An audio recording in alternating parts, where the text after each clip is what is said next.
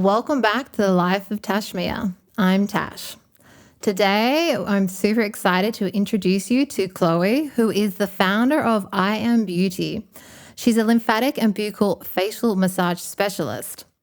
I Am Beauty was born after a divorce and lengthy court battle and a decision to start from scratch by moving to Sydney in 2017 with just 2 suitcases and a 4-year-old.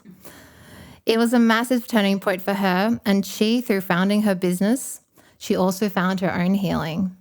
And now she's become a healer for her clients. So thanks for joining us today, Chloe. Thank you so much. And thank you for the beautiful introduction. More than welcome. So I just want to get you to maybe just describe what exactly you do, because to me, you're more than just a facialist or a massage specialist. You incorporate different aspects. So I just wanted you to explain a bit about that. I am a holistic wellbeing and intuitive practitioner who's super passionate about trauma and stress release and pro-aging. As I said, I've created, I believe, a powerhouse treatment that very much looks at nervous system regulation and what that means and how we can actually bring that nervous system back to a baseline. I've looked at different modalities that we can put into this one treatment to help anyone that is experiencing any sort of stress trauma come back to their body, feel it, and also just allow themselves to have that little bit of time to tap out for both restorative but also corrective purposes. And within that, I suppose there's a lot of different words and a lot of different terms that we can pull apart. And maybe the first one is to look at what stress means, what trauma means, how they correlate, and then also what that means in terms of like nervous system regulation. As I'm hearing you talk and knowing what you do for your treatments, do you see it as taking a very somatic approach to trauma? Absolutely. Yeah. And do you find that a lot of your clients come in? I've just finished reading the book, The Body Keeps Score. Yep. Incredible book. Yep. And, I was reading a lot about, people who are dissociated from their trauma. So they think that they're walking around like, oh, I'm fine. But really the body knows. Do you find that a lot of people come into you? I mean, I assume you would have some people coming in and they're very aware of their stress and their trauma, but do you find there's quite a lot of clients who you can feel it in their bodies, but they're actually not aware of it? Absolutely. I think the more that I'm tapping into actually my own intuitive sense of understanding it as well, because I was probably one of those people that did sort of, I wasn't allowed to feel or to at least vocalize that I was going through a great deal of pain. And so we have that sort of response of just going, I'm fine, which is often why it's a really important question to ask someone. If you were to describe how you're feeling today and you're not allowed to use the word, okay, fine, or good, how would you describe how you feel? But it is that. And going back to the actual treatment in itself, combining all of these things that are, it's a guided meditation into breath. Then it's touch therapy through really beautiful, slow and rhythmic lymphatic drainage. Then it's the tension release that makes us go, wow, the sensory experience from it being super light and flowy and rhythmic and breathing and allowing our brain, literally saying to our brain, we're going to copy a pattern of breath right now to calm ourselves down. Something really beautiful about that, right? But then when we move into actually like removing the tension from the body, then you feel it. So, and that's before we've even gone inside the mouth, right?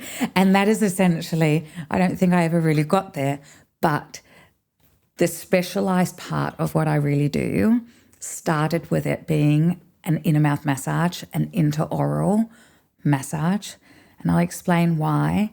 But then through really connecting with my clientele, through really connecting with myself, through really understanding what it is I'm so passionate about and allowing myself to be so passionate about it, I've been able to put all these different modalities together that then, allow for it to be, for people to go, I didn't even know that I was stressed or that I was feeling this or holding this. And then, as you said, you've got the other client that literally walks in there and says, this, and this. I need to open. And that is also what bucca means. It's Latin for cheek, but it also means to open. And my whole ideology with the treatment is to open through the chest, lengthen through the neck, open through the mouth. And hopefully as we reach the crown, we've created a little bit of an entirety of openness. It's so important, I think, especially for women. Like, I know I've recently had big heart opening through some spiritual healing that I've been doing with Kundalini activation. Yes. I had a heart opening session, and I just found myself I've always been really rounded in my chest. And then after that, I was just kept doing it. I just couldn't stop doing it. And then the other one, I think, for women is, the throat. Oh, yeah. And that's why we have that problem with that chakra. Absolutely. It's because we've been told to, as you said, to respond as I'm good, I'm fine, suppress. Yeah. And that's another one that I'm finding, I've always had a lot of activation through it, not always in a good way, but recently I've been having a lot coming through my throat chakra. Yeah. So I think they're such important chakras, especially to be working with women. Yeah, absolutely. You've got a very interesting history, and what kind of led you, and it might take us back quite a while, I realize, but what led you to finding this business and this modality of practice? What were the turning points in your life? Definitely. I mean, I think the best way to describe my life is that it's definitely been quite big and colourful, not always with the brightest colours, but there's been a lot of sort of major turning points. Primarily, I think, as you said in that intro, arriving here, wanting to start from scratch again, which is something, again, that I realise that I've done a lot of times in my life, from a place of probably trying to really find out who I am in terms of wanting that really nurturing person that I am, and I'm such a nurturer, but to come through, but also to be directed to the right people. But I think in hindsight now, and especially in 2025, where I'm really looking at that big picture of what brought me here, is I lost my mum to suicide when I was 3.5. And I never really sort of realised, because I had a beautiful motherly figure that stepped into my life, and I referred to her as my mum my entire life. So I never really felt that loss of going, I lost my mum. It was more something that was part of my history. It was something that was part of who I was. But even to the point where, I only just told my son how the circumstances of how I lost my mum maybe 2 years ago, because I didn't quite know what and how. I never felt a great sadness around it, because I'd had a mum that I loved so much. But then when I lost my dad recently, everything sort of fell apart a little bit. And I realised that for so many years, I had been one of those people that had said, fine, good, okay. And I wasn't fine, because I had never grieved my mum. I'd never grieved the loss of her, because I felt so fortunate to have had a mother figure in my life and a safe home. I didn't end up in a boarding school, which was the plan. My dad was like, no, they'll go to Hong Kong and they'll be fine. And his sister stepped in and was like, no, under no circumstance can you send them to a boarding school. So that would have given you more trauma to do that at that point. Yeah, and I suppose, again, my dad and I were so close, which is also why it was such a loss, when he passed away last year. But I think we were so close through a forgiveness where I was like, you did the best you could, right? And you thinking, oh, I can send them to a really great boarding school in Hong Kong, was you being pragmatic and the masculine. Also, we think, that time ago, men weren't what they are now in regards to rearing the family. Was we had those very stereotypical gender roles still. Yes. That's really only been changing the last, decade or so. Yeah, and we've still got a fair... We've still got a way to go. Yeah. And so you've just found yourself with young children, no mother. Yeah. What are you meant to do? Yeah, and that's it. And he literally, then moved to Southeast Asia and started from scratch. Literally came out with nothing and just started again. And there's still, when I say I was really close with my dad, I still don't know half of who he really was. Because in a way, he just did what he had to start a new life and to continue on. But I think also through that, I definitely know, and one of the things that I, as a mother, I'm instrumental in teaching my son that people pleasing has been a massive part of my life. And it works up to until a certain extent. And even through relationships where I realized that I dress in certain ways to fit into certain situations. If I was hanging out with the arty crowd, I'd probably be a little bit more, I'd express myself differently. I'm a complete overachiever. I'm a complete perfectionist. I'm super hard on myself. And I think what I do for a living now allows me to be in heart space much more than my head space. And my head space is that very hard overachiever space. The masculine. The masculine. Which I can completely relate to in my corporate life. I was stuck in my masculine. Yeah. I was very much very driven, very ambitious. I was brought up very achievement orientated. Oh, yeah. Achieve. And it's something I still struggle with, getting away from that. But I was very stuck on my masculine for such a long time. And then I realized I actually don't like being in my masculine. I thought that was me, but I'm like, I like being soft. Absolutely. And even when I started pro-doming, the first couple of years I was doming from my masculine, and then I learnt more and more and was doing more spiritual work and work on myself. And I'm like, I like to dom from my feminine, and that's not how I dom. So I'm like you. I'm actually my best self probably, because I can slip back into masculine quite easily. It's like that for me. Yeah. But at work now, that's the best where I can stay in that space because I'm holding it for someone else. So I can stay in my feminine much easier. Yeah. And that's exactly it. It's that, I realize, and especially as I've gotten older with the relationship that I have with my son, I wasn't, I was not one of those girls that was like, I can't wait to have babies.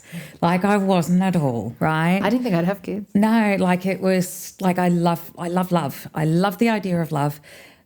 But more than anything, I've realized I love the idea of being able to be soft and being in a place where I can be complete myself. And me as myself, I am super soft. But through circumstances and through hypervigilance, right? And through just wanting to succeed. So a lot of self-imposed pressure. I really have been in my masculine for so long. And through being a mum, that was my first little, as he got older, because I was out of that survival stage of just keeping them alive. But then, that was my first sort of introduction of going, oh no, I really like this, right?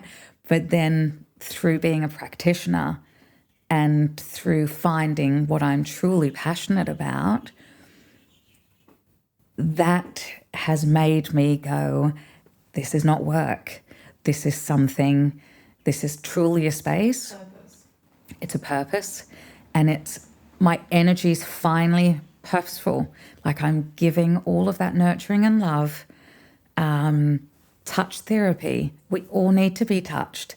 It doesn't have to be, it's intimate. I mean, my treatment is really intimate. And it's intimate because I put a lot of stuff into a 2-hour treatment that make you feel, that opens your senses, but also makes you realize that, everything is connected. And when I say that, it is literally the jaw, pelvic, hip connection is a real medical thing.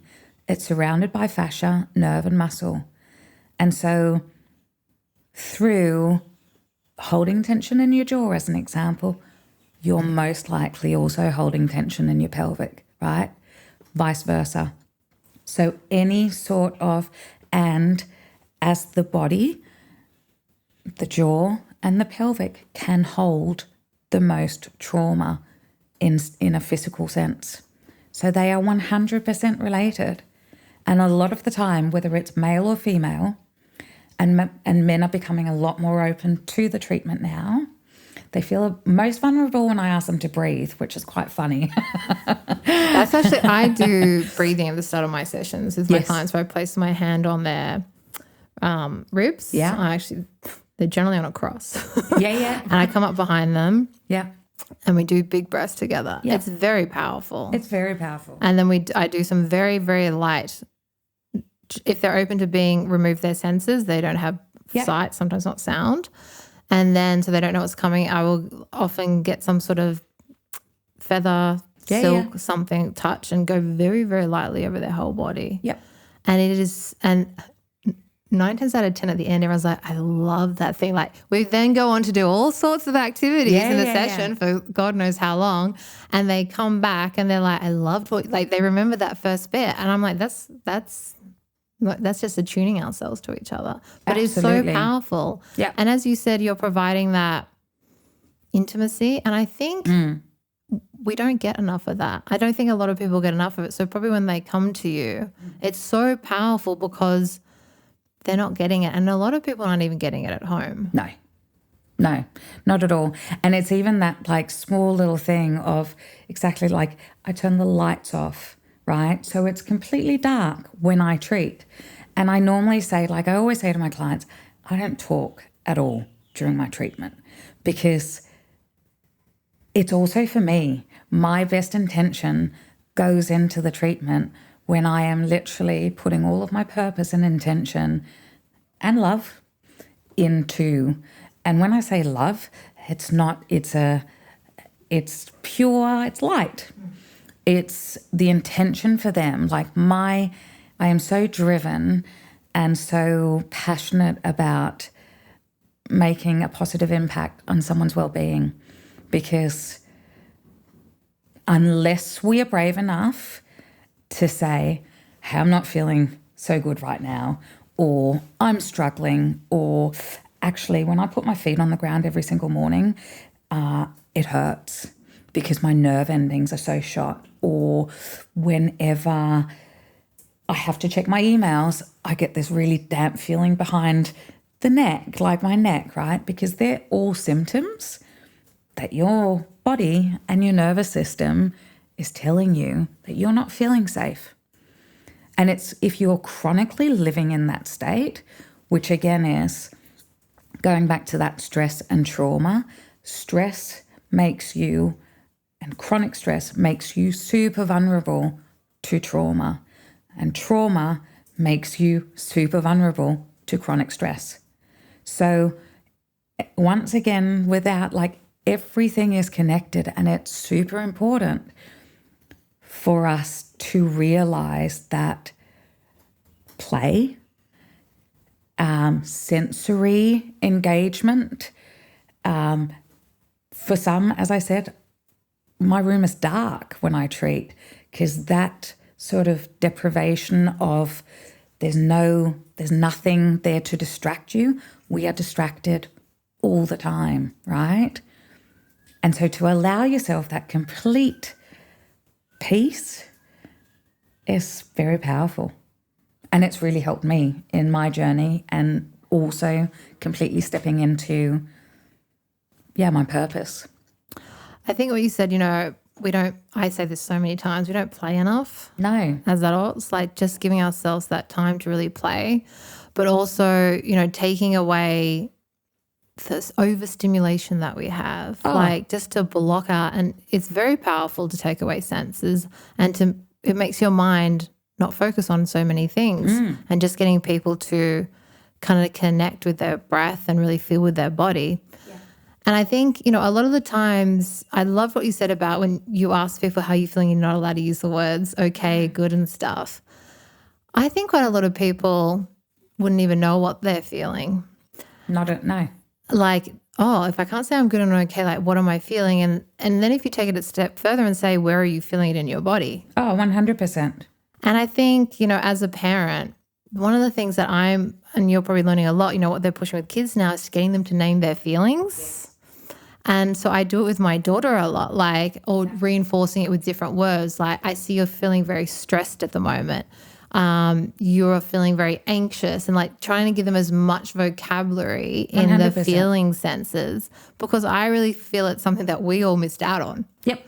Or they'll try to suppress our emotions, like don't cry, don't cry, don't cry.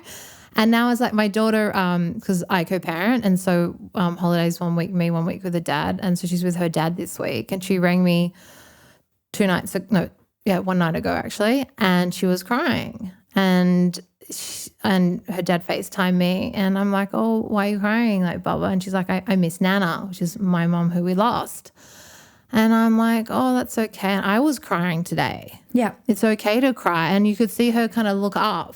And she goes, oh, you cried today? And it was kind of like that validation. And that's all they need. Yeah. And exactly. And I'm like, when we were young, if I was probably going through something crying, it was still that age where they'd be like, oh, don't cry, it's okay. Like, they want to make it better for you. But I'm like, in the long run, you're actually not helping, because then you raise a generation of people who have no idea what the fuck they feel.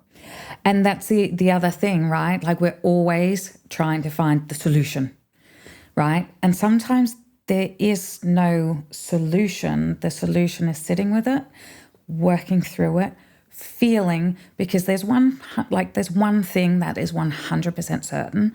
Unless you're willing to actually address whatever you're feeling, it will turn into a physical ailment, right? And I was one of those people as well, like where it turned into a physical pain. It turned into chronic pain before I addressed it. And I didn't want to go. I've had a lot of therapy and it's been amazing, but I never had any sort of clinical medication or anything like that. I very much chose to be, there must be something I can do to feel it. But again, because the circumstances of when it was happening, it's not ideal, obviously, if you're in a court battle to be saying that you're not feeling well, right? So I really had to, that became my purpose of just going, no, I'll do all the cognitive therapy, I'll do all the clinical work, but my body was 100% telling me that it was inflamed. And that example of me putting my feet on, or someone putting their feet, I literally couldn't put my feet on the ground because my nerve endings were shot. I couldn't go to the supermarket because it would give me severe, panic attacks. And even now, and going back to that child-focused, which thank God there is, a child-focused approach to naming and being able, and sometimes not even being able to say exactly what it is, but just that I'm feeling a bit tight in my chest, or I'm trying to get to sleep, but I keep thinking about this, and it's making me feel something, I don't quite know what it is. But I realized, as an example, that I would just sigh really, like I'd be really vocal when I'd just walk around sighing. And my son picked it up and was just like, "Are you okay?"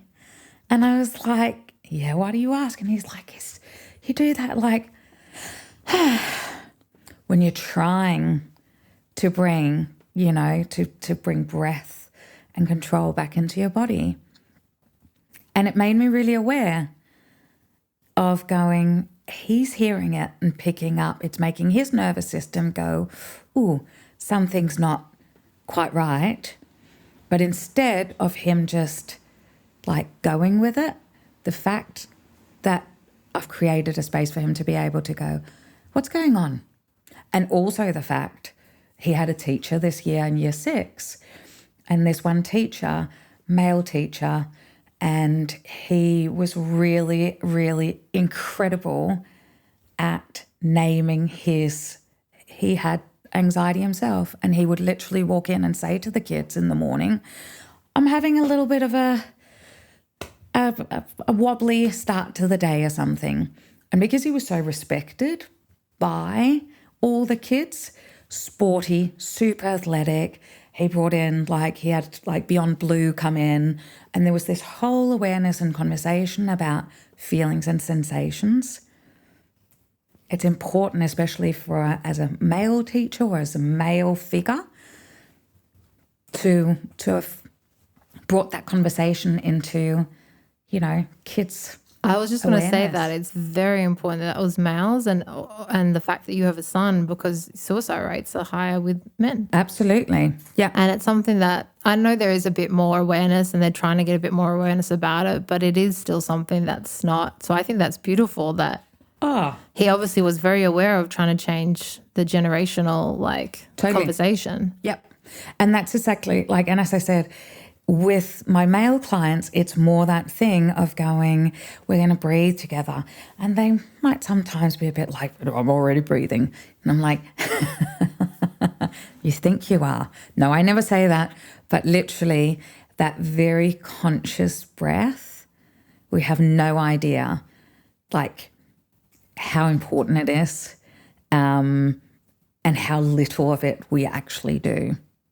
I think I read this, I read this study where they were saying that it's actually when the baby is in our womb, that is the one time that they will breathe 100% through their whole being. By the time they reach 3, they are so indoctrinated into environmental, situational environments that they will start automatically shallow breathing, and they stop breathing. And that for me was just everything. It's very telling of the fast pace, the environments that we live and think that we thrive in. And we thrive in them because we just have to, right? We have to.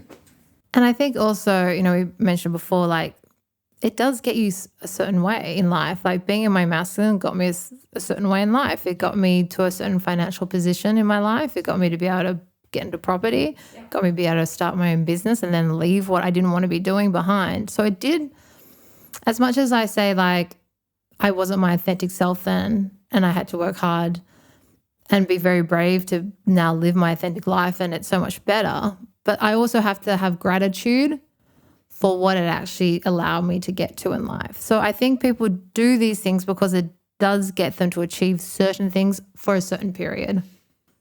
And then it starts working against you. And I'm very similar to you. If I'm not addressing something, my body starts shutting down.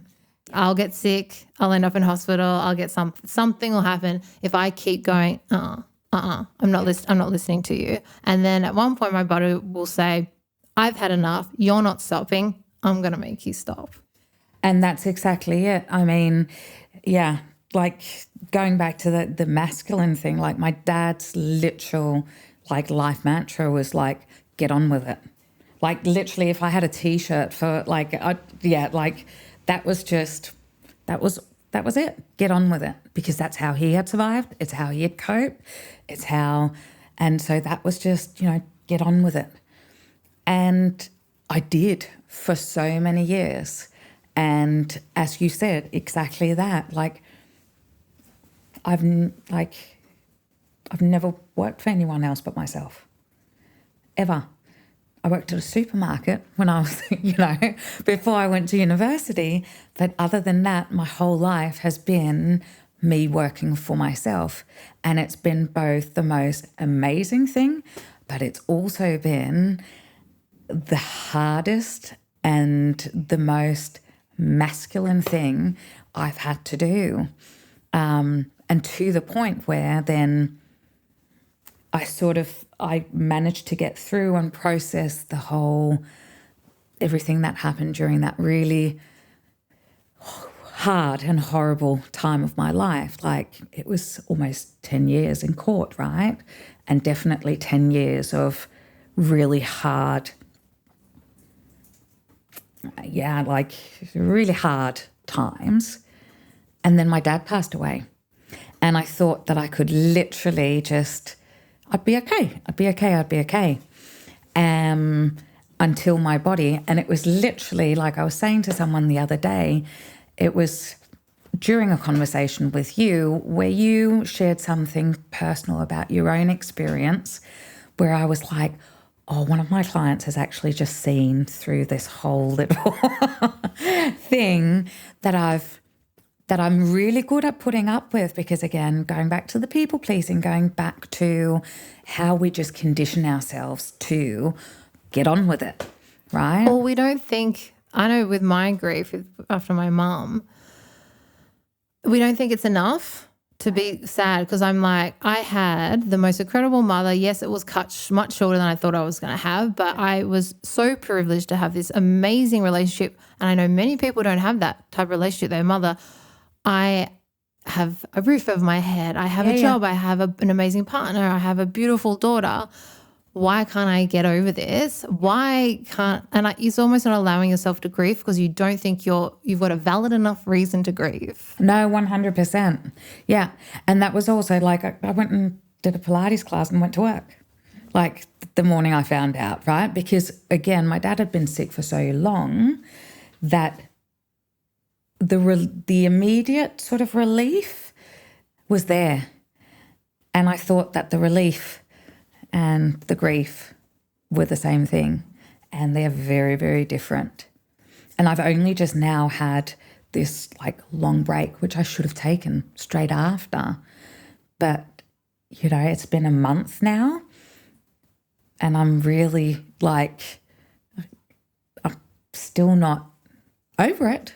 I don't think I'll ever be over it. Well, as you said, it was last year. Like, to be honest, to me, it was 2 years to not get over it. I'm still not. And that's what my therapist is like. You don't get over it. No. You learn to live with it. And that's what I learned to live with it. I had a very big, a year ago, I had a massive turning point with the spiritual passing of her through a psilocybin journey I did with my therapist, which was very fundamental for me. But it was a good 2 years. And even this year when we had her passing anniversary, I was leading up to it. I don't know why. I was like, oh no, I'll be fine. I've done all this work. I'm in such a better place with her, like my mum now.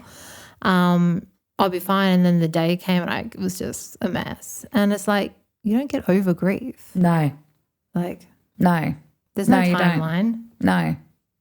No, and it's more just when you actually, and this was where I had to go, no, I actually demand, if I had a client of mine that had come in and said to me, this, and this, and this, I'd be like, what are you doing?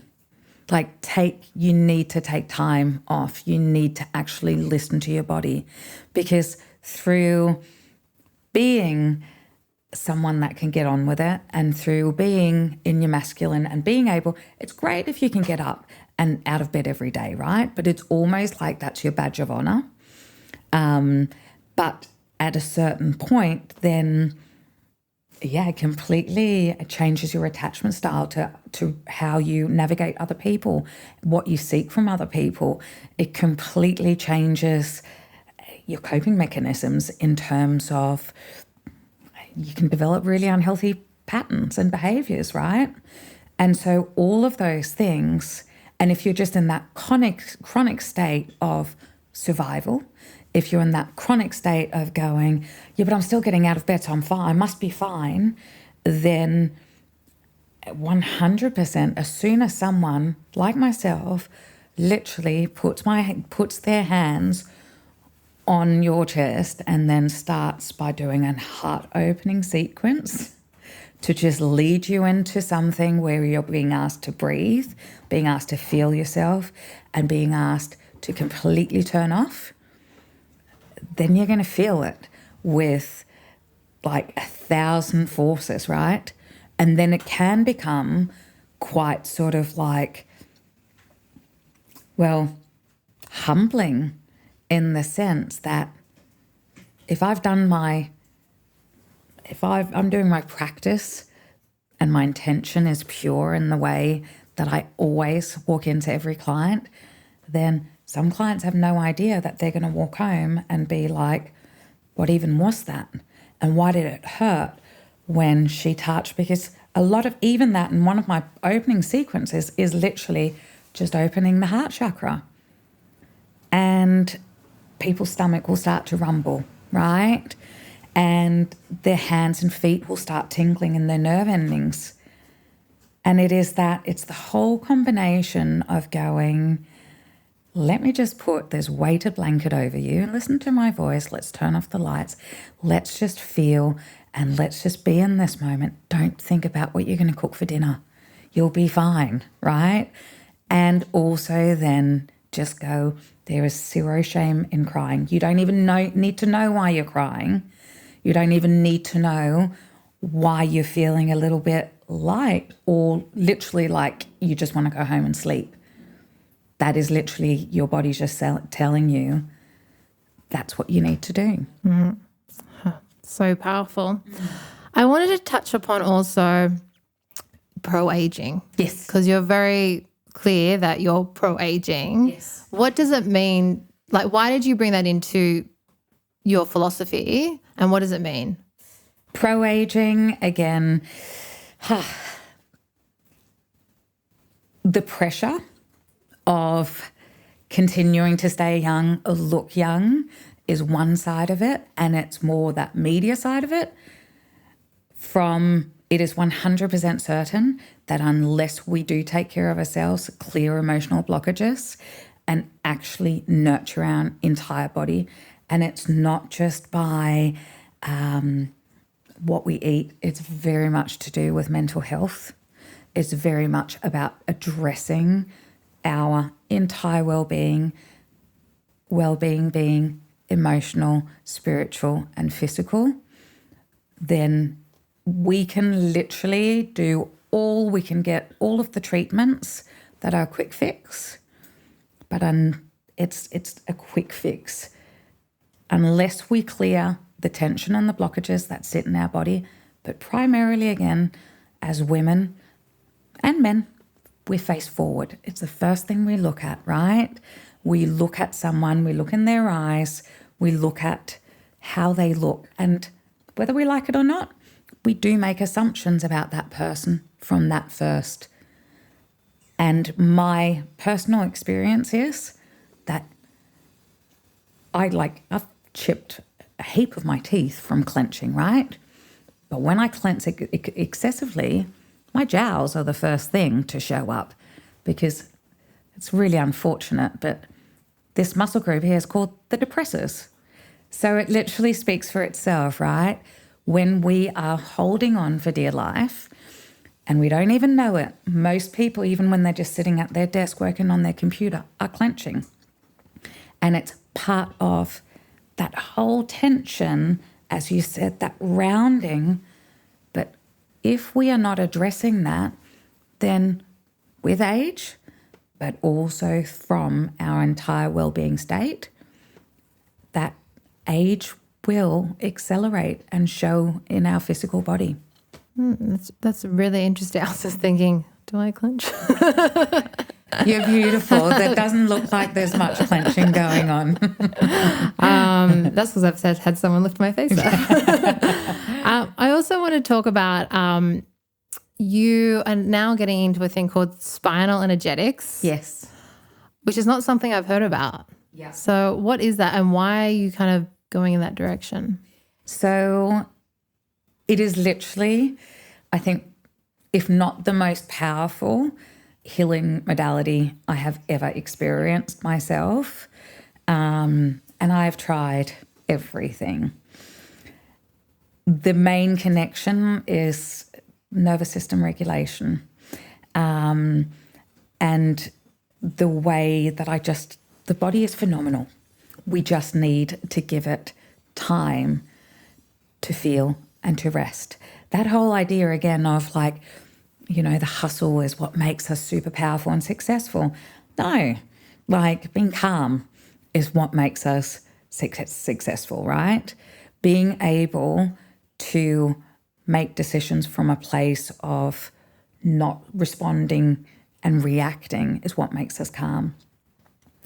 And through the loss of my dad again and being told PSTD again and chronic fatigue and chronic stress, I was sort of at a point where I was like, okay, the coping mechanisms that have worked in the past don't work anymore. I had looked at Dr. Sarah Jane's work, who's the founder of Spinal Energetics, and I had looked at it a little bit like you were saying with the course you're doing now. I'd been looking at her work for a year, and I kept on sort of going back to it and back to it and back to it.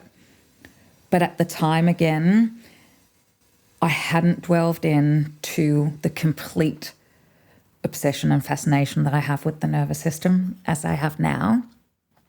And so when it came to that time of me going, no, I'm looking for something. And I went and experienced and had the general sort of, it's recommended that you do between 10 to 12 treatments, preferably 2 to 3 times a week.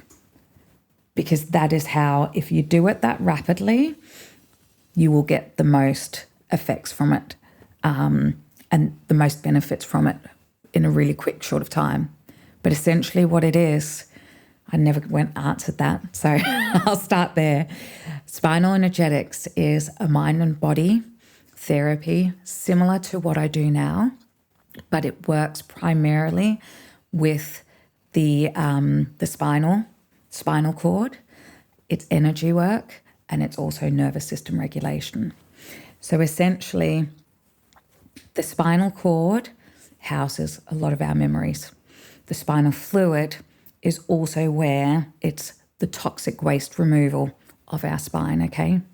So signals are constantly sent from the brain through the spinal cord, and the body connects those signals. That is the whole purpose of the spinal cord, okay? And the spine. If through trauma, if through stress, if through complete dysregulation, the body will not pick up on any of those signals.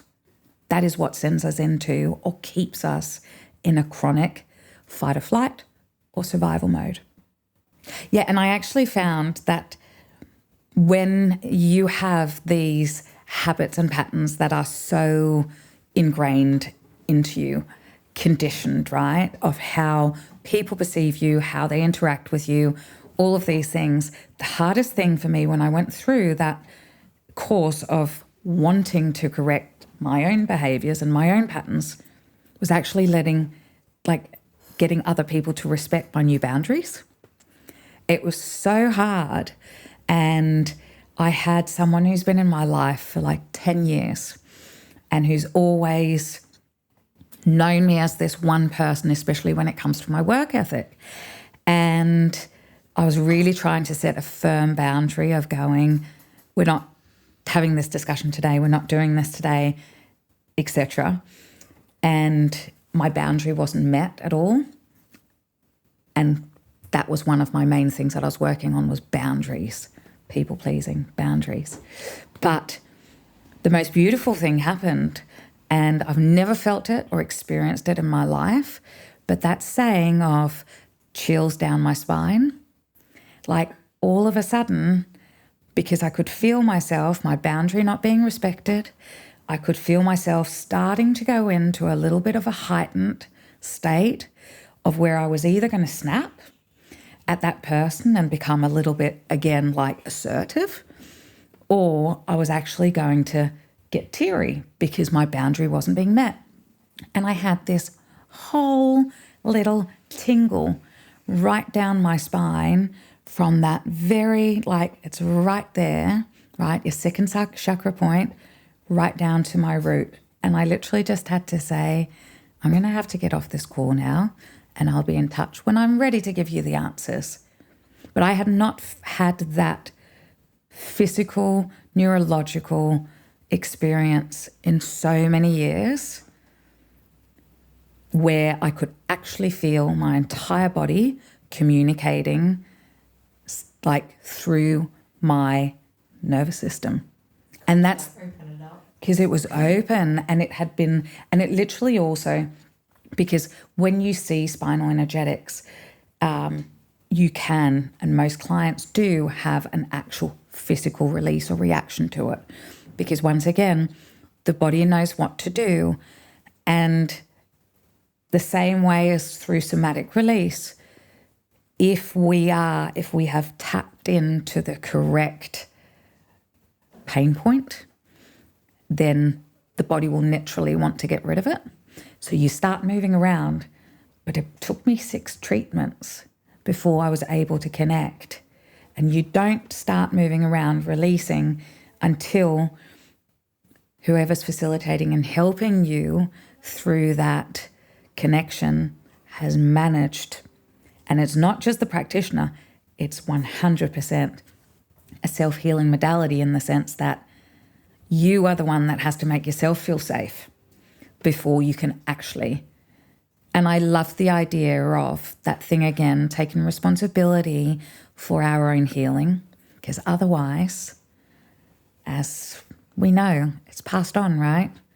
And it's passed on through unhealthy habits, through ways of coping, through not being able to name our feelings and being able to say, I don't want to just be okay, great, or fine, or okay, what was it? But, you know, like I actually want to be, I want to be able to say, no, this makes me feel really uncomfortable, or do you know what? I'll get back to you tomorrow.